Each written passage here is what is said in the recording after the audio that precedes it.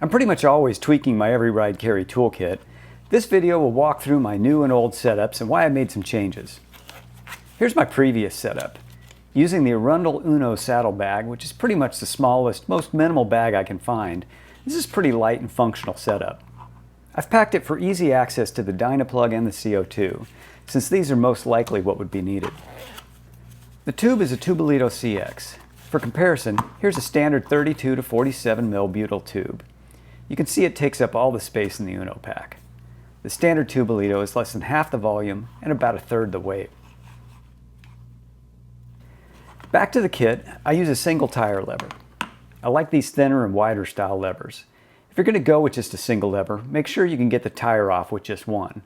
If you're using tire inserts, make double sure. I pack a Park Tool tire boot because they take up no space, and if you ever need it, you'll be glad you have it. The loose hex keys surprised me at how light they were, and with the added benefit of functionality. Here's a T25, 5, 4, 3, 2.5, and 2 mil hex keys. Some multi-tools limit your reach or access. With these, you know you can always get to anything. Though you'll notice I've given up on a 6 and 8 mil wrench. It's all packed tight enough that nothing rattles, though if you need to get one of the hex keys, you do have to do some digging. My current setup drops the CO2 in favor of a mini pump I keep attached to the frame. Obviously this adds a bit of weight overall, but was the primary driver to my updates this year. While it's a bit of a hassle to have to hand pump compared to CO2, the peace of mind that you won't run out is a huge win for remote riding.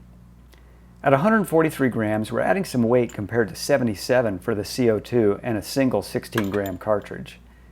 But if you add a second cartridge just to be safe, then you're pretty much at a wash. I've still got the single tire lever, a Dynaplug, and a tire boot. The other change here is to the S version of the Tubolito. Lighter still, but it's about a third the volume of the regular Tubolito. And compared to a butyl tube, come on. There are a lot of these thermoplastic tubes on the market now, but Tubolito was the original as far as I know, and the only one I've seen with this extra small and thin model. You can see the original model drops over 100 grams compared to the butyl tube, and the S model drops the weight to just 33 grams.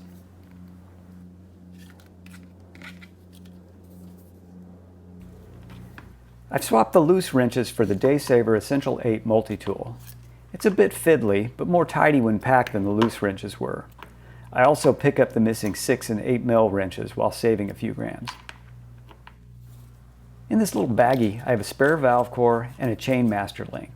Both seem very unlikely to ever get used, but given how small they are, why not?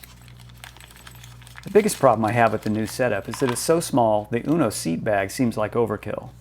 You can see the little bundle is about the size of a deck of cards. And you know these are high quality cards because they say so right on the box. Anyway, I've taken to carrying it with my phone. I don't love weighing down my jersey pockets, but it's so small and light it just doesn't matter really. I accept that comparing the weights of these setups without the pump is a bit like declaring the weight of a bike without the pedals. But in my mind, that pump is part of the frame at this point. So setting that aside, I've cut the contents of the pack in half, both in weight and in volume, and removed the need for the pack itself. I don't really expect anyone to try to duplicate this, but maybe it gives you some ideas for how to manage your own stuff. A few other things to consider. Sometimes I carry a little bit of chamois cream with me. Be careful, this is not a nutrition gel. I've never needed it, so it's not making the cut right now, but in terms of things you might need and be glad you had, this seems like a decent risk-reward. I've considered putting my Dynaplug on the frame like my mini pump, but this holder is pretty flimsy, and others have lost their plugs from using it. I'd like to find a way to secure it better that still allowed easy access, but haven't figured anything out yet. If you've made it work, let me know. If you're sticking with CO2, when was the last time you used your valve head? I stopped to help someone on the side of the road and found out that my old Genuine Innovations head didn't hold under pressure anymore. I had some others at home and found that they didn't work anymore either. Apparently those seals go bad with age, so give it a check before you are stuck somewhere. And if you're looking for other ways to avoid trouble on the road, may I suggest this video about using tire inserts.